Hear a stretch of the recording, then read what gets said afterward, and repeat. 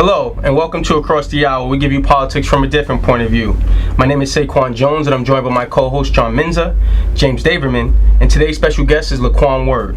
Thanks so much for joining us, Mr. Word. Thank you for having me, Saquan. We're going to start this segment off with you, John, as we critique Obama's performance. Tragedy or triumph? Definitely a triumph in my idea. I think the best way to assess his progress is to look at the things that he pledged on the campaign trail and see what he's delivered on, which I think he's done a fairly good job considering the mess that he came in to clean up.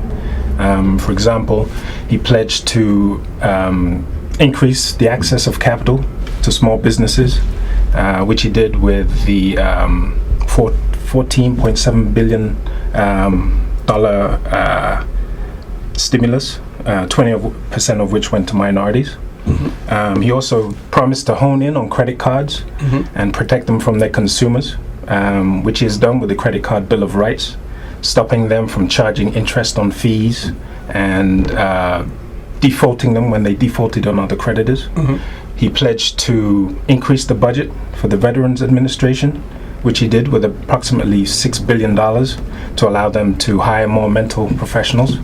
And obviously the hottest topic of the year has been the healthcare reform, which has allowed to close the gap, the donut hole for seniors who were unable to get coverage between $2,200 and $5,000, which the healthcare bill will hopefully close within the next year or two. I mean, he makes some good points though, James, but I'll let you come back with your idea on what do you think it is, a triumph or a tragedy? Well, I mean, as a conservative, pretty much anything he does is the antithesis of anything I believe in or what I would consider the tenets of a successful presidency. When you look at what he has done so far, I'll start off with Obamacare, for example. That bill is a fiscal time bomb. He polarized the entire country passing it. He ignored our bleak employment situation for the entire year while he focused on it. And then he piled on the debt that comes with it following the disaster of a stimulus that Congress passed last year that basically lowered our unemployment rate from 7.9% to 10%. Bad joke there, but it was a failure. He has done some good things in office. I can't take that away from him. He continued the Bush bailouts. That stabilized the financial markets because we were in the middle of a ridiculous panic. Well, Laquan, I'll let you come out. I'll come back with you, James. But I mean, at the end of the day, he did inherit some pretty bleak circumstances within this nation. I mean, Obamacare was his idea, and he basically threw in another entitlement on top of the ones that we already have, which are already broke. We're already facing deficits that surpass anything the eye can see. He's outspending Bush at his current pace as far as the level of national debt that we have and our current budget deficit and last year's budget deficit. As far as spending, the binge that he's gone on has me very worried, and that's why and you look at his approval rating; it's in the low 40s now. But with policy, there's always going to have to be a balance. You can't please everyone all of the time. So obviously, some of his policies they're going to affect other parts of the economy or the market negatively, and he has to make a decision which way to go. Well, healthcare was a very important issue, and it's helping a lot of people. Well, it's hurting a lot of people as well. That's the problem with healthcare. There's a considerable number of things that he could be doing much better. In relation to what you just said, that some things that you're going to do by nature of policy, of course, some people are going to be hurt. But why is it always middle and lower class individuals that seem to be hurt? One of his first moves when he came into office was to activate the TARP monies. Give away over several $100 billion to financial institutions. That's the first thing, for the simple fact that he has a lot of individuals that he had to satisfy. So we need to recognize that first. It wasn't several $100 billion for the people firsthand. It was several $100 billion for financial institutions, 12 of them which are the top financial donors to his campaign when running. So we need to look at that first. Well, how many it was jobs a continuation did he save, of Bush's it was a continuation policy, to be fair. How many jobs did he save? He spent the second half of the money. Overall, I'm talking about locally. When you go to these towns, we get statistics. Say like this past month, 229,000 jobs supposedly created, but What kind of jobs?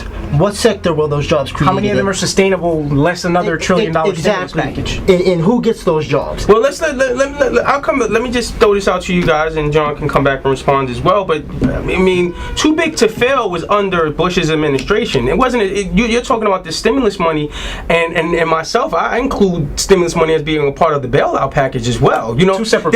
No. Listen to what I'm saying first. They're two separate entities, of course. But without that money, you know, those companies would have gone down. Our economic system would have failed. And then what? Tremendously.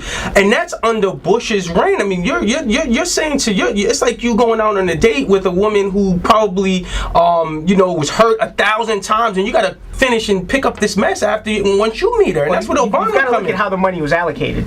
TARP had to go to the banks because without credit markets, if those freeze up, employers are not going to be able to meet payroll. You're going to adversely affect the middle class. When you look at the way the stimulus was administered, it was basically a stopgap for states to plug holes in their budgets and prevent themselves from making decisions that would require cuts in any area. But it didn't do anything to actually stimulate production or you're not looking at real sustainable jobs. Well, and John, there's a failure on that front. Well, let me just break down what the stimulus is a part of. We have the mortgage program where a lot of over a quarter million people were able to refinance their mortgage through loan modification. That was a part of the stimulus package. Our foreclosures have gone up. You have 14%. Well, the foreclosures would only have gone out because of what happened in the previous administration, not having the regulations in place. Am I right or wrong? Yeah, this is all trickle over from the last administration. So you're saying his $75 billion bailout package, which was basically a wealth transfer, because we're doing it with deficit spending. I mean, it's money that we don't have. That's being applied to people who, by all accounts, should not have taken out those loans in the first place. Many of them were subprime borrowers. But you gotta understand why these people can't pay their mortgages, because they don't have jobs. And why don't they have jobs? Many of them were also subprime borrowers whose ARMs set in and they just couldn't afford to make those payments anymore. But we're asking the middle class to bail everyone else out, but who's bailing out the actual middle class that's responsible for this tax? Well, and that's the issue that I'm having. There's many underlying factors to why individuals don't have jobs, and to point out, to build upon what James is saying, the middle class is not only being squeezed by what people deem as the lower class or underclass, but also by individuals on the top. So the middle class carries much of the burdens throughout the country. If you can go anywhere, like in the construction industry, because I'm a union construction laborer, right now individuals in the trades, men and women, are looking at 30% unemployment. So what happens is, when there's an economic downturn, we get it the worst. We're the individuals that face unemployment on a frequent basis. But there are other things involved here in terms of the quality of the products we produce against other countries. Well, we don't produce anything anymore. Well, let's stay on Obama's performance right here. Let's stay on Obama's performance as we let's make. And if we're going to talk about unemployment, some of the pricing signals coming out of the White House with the taxes that we're getting on Obamacare, the fact that he violated his no taxes on 95% of whatever. James, pledge. People need health care, James.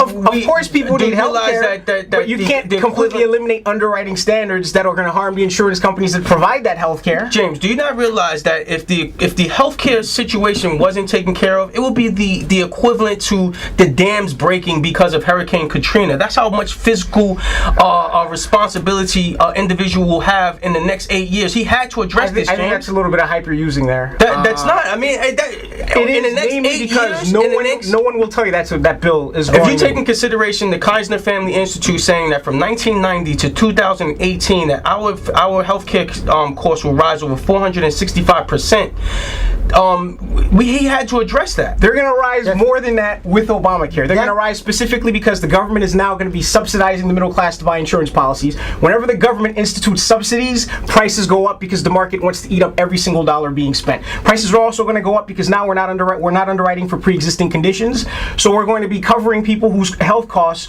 are magnified. Prices are also going to go up now because we're putting a mandate on people to buy coverage. They're going to saturate the market, and the resulting lack of access will lead to price increases as doctors try to manage the caseload. The profit the doctors and these hospitals we're looking at a price bomb. We're going to conclude that first segment right there. Please join us on Across the Aisle, where you get politics from a different point of view, and we'll come right back.